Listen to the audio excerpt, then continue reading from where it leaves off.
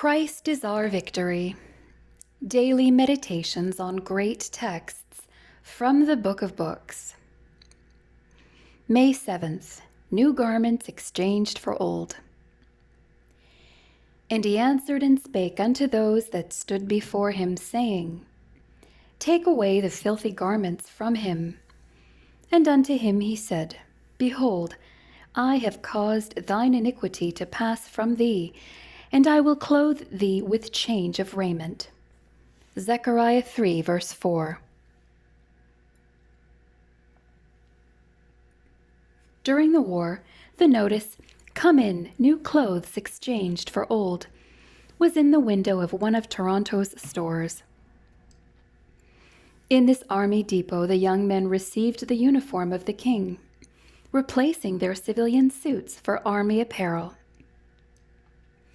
All then recognized that these young men were serving their country and were no longer engaged in the common pursuits of life. We are in a battle, the greatest that has ever been fought. It is the battle between good and evil. The uniform of heaven is the robe of Christ's righteousness, and all who wear this garment will be victorious.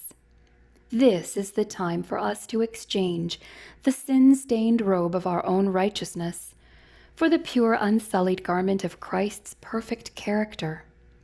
No other garment will fit us for heaven.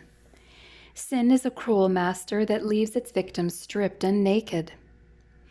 When Adam and Eve fell, the first thing they did was to devise a covering for their nakedness. By their own ingenuity, they made garments of the broad fig leaves. But this covering did not take the place of the robe of glory that surrounded them in their sinless state. The Lord prepared for them coats of skin and clothed them, emblematic of the sacrifice of Christ, whose death cleanses from sin and whose righteousness is a robe of glory around the penitent believer. In the parable of the wedding feast, when the host came to inspect the guests, he found a man without a wedding garment. This man was satisfied with his own condition and felt no need to exchange his soiled clothing for the wedding garment that was provided, and he was not permitted to enjoy the wedding feast. Do we sense our need to be cleansed from our iniquity, to be clothed with Christ's righteousness, the pure, spotless character which Christ's true followers will possess?